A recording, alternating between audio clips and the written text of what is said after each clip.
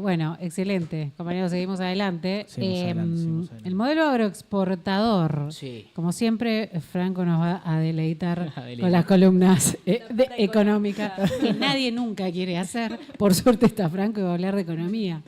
Sí, al micrófono en lo posible. Sí. Por Y sin favor. apagarlo. Y sin apagarlo. Sin apagarlo. Qué difícil. Qué difícil, qué difícil. Bueno, a ver, yo tengo la columna medio pensada como en dos partes. Primero es explicar un poco el modelo agroexportador, que igual creo que es bastante sencillo de entender. Algo hemos mencionado, ¿no? No, y además muy de época. Nosotros lo podemos comparar con periodos que siguen después el modelo. Y después la crisis en 1890, que capaz es un poquito más compleja porque es una crisis financiera y todo lo financiero siempre requiere cierta explicación técnica. Pero para entender también cómo estaba organizado el país en términos económicos. El régimen agroexportador no arranca acá, sí se consolida en 1880 y va a durar, vamos a esperar que pase la sirena, y va a durar cómodo hasta 1930. Es un régimen que se instala hasta que no viene el ISI, el primer ISI, allá por 1930 con la crisis del 30. No vamos a tener otro modelo económico. Va a haber discusiones entre las élites políticas, va a haber discusiones en términos sociales, en términos sindicales, en términos de lo que quieran, pero no se va a discutir el régimen económico. No va a haber cambios grandes en el régimen económico. Este régimen principalmente estaba basado en exportar, como dijimos anteriormente, materia prima al mundo. El mundo estaba en plena etapa de revolución industrial, ya entrando en la segunda, si no me equivoco, ya la que es más industria pesada, industria más específica, química, metalúrgica y demás. Exportando a Inglaterra, ¿no? Como principalmente Principalmente sí. Casi que las relaciones con Inglaterra son carnales en este sentido. O sea, es una relación en términos económicos total con ellos y ellos con nosotros. Esto es lo que decía el bloque anterior, de que Inglaterra también apuesta mucho acá. Inglaterra tiene entre el 40 y el 50% de sus inversiones mundiales puestas en Argentina. Sí. Para dimensionar lo que significaba que a Argentina le vaya bien a la banca londinense. Sí. Digo, si Argentina fracasaba en su modelo de país, probablemente fracase también Inglaterra. Si vos estás apostando el 40 o el 50% de tus inversiones internacionales. Entonces, Inglaterra se juega mucho acá, por eso invierte mucho principalmente en ferrocarriles y en puertos, es en donde vienen a invertir los británicos. No son los únicos que invierten, también después en una segunda oleada de inversiones, ya entrado el siglo XX, llega guita norteamericana, italiana, belga, empiezan a venir del resto de Europa, pero principalmente en los primeros 10 años del modelo es inversión británica. Ahora, ya el modelo agroexportador se empieza a diversificar un poco. Ya no exportamos solamente ni tasajo, como en su momento, ni oveja, ni lana, sino que ya empieza a haber más agricultura, lino, cereales, empieza a surgir lo que con Rosas había arrancado post ley de aduanas, que era esto del trigo, que empieza a fomentarse la idea de exportar cereales. Acá se va a consolidar y en una segunda parte, ya no sé exactamente los años, pero creo que es inicio del siglo XX, aparece el frigorífico y los buques frigoríficos, que eso van a permitir a la Argentina, de alguna vez por todas, empezar a exportar carne, ya, ¿cómo se dice? De res de vaca, directamente. De hecho, la relación con Gran Bretaña implica que, llegado un momento de inicio del siglo XX, empiezan a traer razas vacunas de Inglaterra. Ya se deja de usar la raza criolla, digamos, que era muy flaca. Se empieza a traer otra vaca para empezar a fomentarse eventualmente el ganado y exportar lisa y llanamente vacas. Y que los frigoríficos también estaban en manos inglesas. Sí. Es toda inversión británica. O sea, es realmente el modelo exportador crece o termina de desarrollarse en Argentina gracias a los británicos, o al dinero británico, mejor dicho. Si el Estado va a redireccionar ese dinero, como decíamos antes, no es un Estado plenamente liberal en lo económico, sino es un Estado que interviene mucho en la economía y que busca dirigir la economía principalmente. Ahora, como les decía, es un proceso que inicia en 1880 y va a culminar más o menos en 1930. El volumen no solo la exportación se diversifica mucho, sino que también el volumen exportador crece por 9. O sea, empezamos con un nivel de exportación en un punto y cuando termina el periodo se multiplicó por 9 el volumen de exportación. El PBI argentino crece muchísimo en esta etapa, al nivel del 6% anual en esta década de 1880. Con Roca son buenos años, digamos, en términos económicos, siempre con la salvedad de que sin distribución, ¿no? Claro, Claro. no, O sea- eso no se distribuye. Sí. No, estamos hablando de 1880, no existían paritarias, no existía... ¿Dónde va toda No, esa no, guita, no. no? Toda esa guita Al queda bolsillo. en las manos exportadoras, justamente, que es el agro. Acá donde el agro hace, o la oligarquía del agro hace su gran despegue en términos económicos. De hecho, bueno, ahora por ciertas cuestiones que voy a explicar también. Bien, ese es el modelo agroexportador, ¿sí? El contexto inicial de la crisis 1890. Guita británica, mucha, puesta en trenes, puesta en puertos, puesta en ganado, pero principalmente empieza a generarse lo que es una pequeña burbuja de especulación en Buenos Aires, porque cuando vos tenés mucho dinero, mucho acceso al crédito, Roca toma muchísima deuda con la Baring Brothers y con la banca londinense. De hecho, Como Rivadavia. como Rivadavia, renegocia esa deuda y toma más deuda, ¿no? Es parte del... Yo creo que este modelo, esto es muy personal lo que voy a decir. De tomar deuda. No, digo que este modelo agroexportador es hijo de lo que querían hacer el grupo Rivadaviano en 1820 y pico y no pudieron, digamos. Y ¿no? puede ser tienen algo. financieramente la misma lógica, en cuanto a la lógica de exportación, la misma lógica o la misma intención que Rivadavia no llega a ejecutar, pero hay como una especie de en lo financiero esta relación con los británicos, ¿no? Digo, es de nuevo como Sí. aparece la banca londinense bancando un proyecto nacional. De hecho, en la primera conquista de Rivadavia se paga con las extensiones de tierra a estos grupos, Bueno, claro. estos Sí, grupos sí, británicos. la Lo enfiteusis. mismo sucede con... No se paga, se pone en garantía. Bueno, Qué distinto. es una forma de decir que, bueno, yo Pero- conquisto esto, pero te lo doy. Te lo dejo ahí por las dudas que me vaya mal. Pero sí. Ahora, vamos a explicar la crisis 1890. ¿Qué es lo que sucede? Porque es una crisis que si bien capaz, no sé si es muy conocida en términos del llano. Nosotros capaz porque sí, porque estudiamos historia, pero no sé si es muy conocida, pero sí fue una crisis que impactó fuerte en términos económicos Sí. en el país y que además tuvo implicancias políticas, que fue la renuncia, como hablábamos antes, de Juárez Selman, después de la Revolución del Parque. Pero dicho yo de paso, la Revolución del Parque también puede surgir porque hay un estallido económico previo o por lo menos hay un caldo de cultivo económico complicado. Como decíamos antes, lo que va a empezar esta crisis, o se podría poner como puntapié inicial de esta crisis, es la ley de bancos garantidos, que es ley de Juárez Selman para ordenar Ahí lo que hablaban acá en el chat. lo que hablaba en el chat. Hay gente nueva en el chat. No Está estoy viendo el Yago, chat. está Julián. Le mandamos Juli. un saludo grande. Bienvenidos. Bienvenides. Deben venir de rendir. Ojalá les haya ido bien. Espero que les haya ido bien. Comenten, dicho sea de paso. Comenten cómo les entonces, ley de bancos garantidos, 1887, si no me equivoco, un año después de que asume Juárez Selman, con la intención de controlar el tema de la emisión. No de unificar el tema de la emisión, pero sí de controlarla, de ponerle por lo menos una ley o algo que implique quién puede emitir y quién no. Sí. Esta ley consistía básicamente en los bancos, cualquier banco, compraba bonos nacionales con oro, ¿no? Son bonos que, para explicar antes, no existía el patrón dólar, patrón oro, ¿sí? Las reservas eran en oro. Entonces, cualquier peso que vos inventes tenías que respaldarlo en oro. Si no lo tenés respaldado, ¿qué pasa? Inflación, como ahora con el dólar. O bueno, mejor dicho, depreciación, se devalúa la moneda. Para comprar estos bonos nacionales, los bancos argentinos, si querés poner la foto de los billetes, que tengo por ahí las tres. Mirá, Sí, podés los tres juntos, mejor. ¿quién es ese? ¿Sabes que no sé quién es? Ese es el Banco Nacional, pero ahora la idea es que vean justamente cómo hay diferentes billetes de diferentes bancos emitidos al mismo tiempo. Porque ¿cuál es la gracia de la ley? La ley dice, bueno, yo te doy bonos, vos, banco, conseguís esos bonos después de darme oro y podés emitir moneda con respaldo de los bonos. Sí. Ahora, el problema de este circuito, que como verán es bastante frágil, es que los bancos nacionales compraban esos bonos con préstamos de oro de la banca londinense. Entonces, como ven, se empieza a generar una pequeña burbuja especulativa financiera en la cual vos estás tomando préstamos de oro para darle al Tesoro Nacional que te dé un bono y a emitir moneda. Y a partir de ahí la cosa ya empieza a sonar raro. Empieza a sonar como Sí, que hay un algo va a pasar. cambalache. Che, en algún momento esto va a explotar, ¿Cuánto tiempo ¿no? se puede sostener ¿Cuánto esto? tiempo? puede ser Porque la sostener idea esto? de la ley no es una ley que se le ocurra a Juárez Selman porque está loco, sino que busca imitar una ley estadounidense del mismo periodo. La diferencia es que Estados Unidos, en ese momento cuando hace Sí. esta ley, tiene convertibilidad. O sea, vos tenés una tasa fija en la cual $1 vale X cantidad de oro. No tengo ni idea qué convertibilidad había, pero hay una convertibilidad específica, una caja de conversión, que acá no hay en este momento. Va a ser parte de la solución la caja de conversión, pero todavía no existe.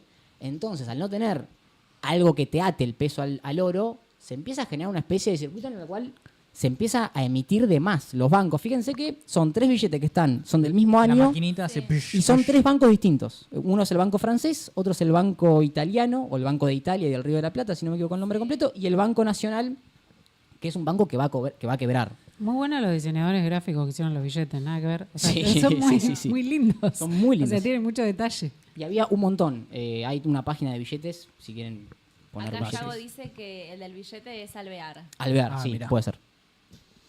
En definitiva, se empieza a generar todo este caldo de cultivo de especulación pequeña, burbuja financiera que empieza a haber en la bolsa de Buenos Aires, incluso en 1887, que va a durar más o menos entre 2 y 3 años, y ya hacia 1889, 1890, los inversores extranjeros empiezan a ver que el Estado Nacional no es solvente, ¿no? Recordemos que es un Estado que también está gastando mucha guita en construirse, por lo tanto hay mucha emisión monetaria, hay mucho déficit fiscal, no es un Estado que tiene las Toma cuentas deuda. ordenadas.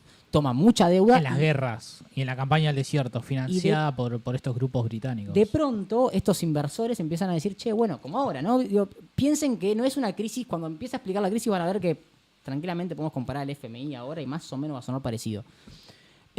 Los inversores empiezan a decir, bueno, no retiro mi plata de Argentina. Y ahí viene la famosa fuga de capitales, que no es nada más y nada menos que un inversor yendo a buscar su oro a cambio de peso papel, ¿no? Devuelve peso, agarra oro y se lo lleva. Cuando eso empieza a pasar, el Estado cae más insolvente hasta que entra en default, deja de pagar la deuda externa y a partir de ahí la cosa se pone complicada porque vos venís pateando deuda con deuda nueva.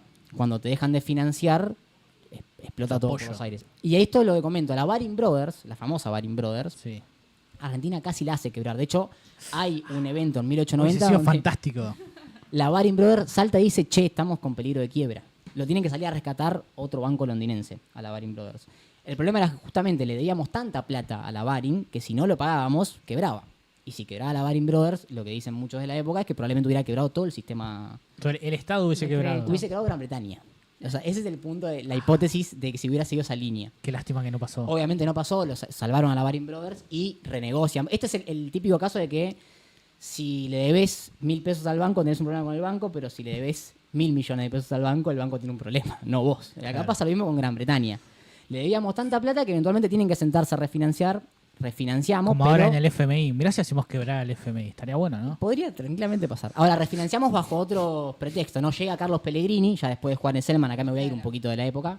Llega Pellegrini con un plan más austero de gobierno y eventualmente se sienta, refinancia la deuda, renegocia la deuda, pone la caja de conversión, que es justamente esto de... La de que convertibilidad. una convertibilidad, una especie de convertibilidad fija en la cual nadie puede hacer trampa o emitir de más y que se genere esa inflación por especulación de emisión de moneda.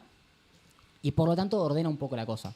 Baja el gasto público, pone tarifas a las importaciones para que empiece a moverse un poco la cuestión interna, porque el modelo agroexportador obviamente se financia, mejor dicho, se financia, vende sus materias primas al exterior, recibe productos manufacturados, sin embargo la demanda interna era absorbida por lo general por el pequeño comercio o pequeña manufactura interna que había, no es que necesariamente necesitamos mucho del exterior, pone un poco de impuesto para frenar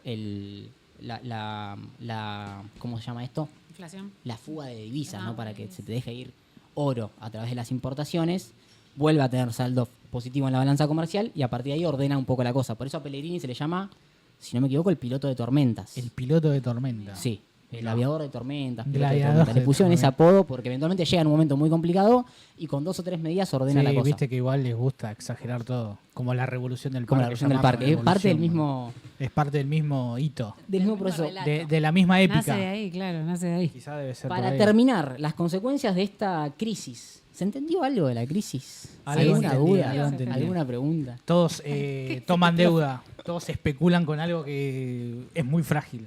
Y termina, Sí. termina quebrando. Es Y una no burbuja tiene especulativa sobre... sustento, No tiene sustento, no hay Claro. sustento real porque eventualmente no tenías la cantidad de oro que decías tener para poder emitir todo eso que estabas Claro, emitiendo. emitían Era- muchos billetes todos los bancos. al Era, claro, y esos bancos que emitían en realidad habían tomado préstamos de oro, por lo tanto era Bonos, una burbuja claro. bastante complicada. Préstamos de oro. Está Lo que para decir como consecuencias y poner un poco números de esta crisis. La inflación pasa del 0%, porque con el patrón oro globalmente hay deflación o cero inflación a nivel mundial, no es que es un patrón que genere inflación como si el patrón dólar, y se genera, en 1891 hay 56% de inflación. Es un montón, o sea, parece poco, ¿no? Hoy lo decimos como, no es nada, son 2 años nuestros, pero eventualmente para el momento es mucho.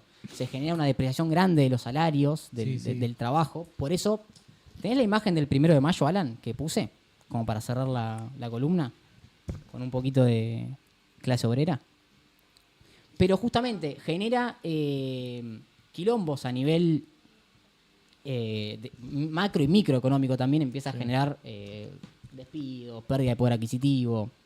Es como una gran devaluación lo que termina pasando en términos reales. No piénsenlo en esos términos. Para el trabajador es como una gran devaluación. Se deprecia mucho su salario. O sea, lo que gana ya no vale lo que valía antes. Ni en pedo, pero por escándalo. Por- ¿no vale? Y todo en un 56%. Todo en 2 años. Qué Y desastre este gobierno.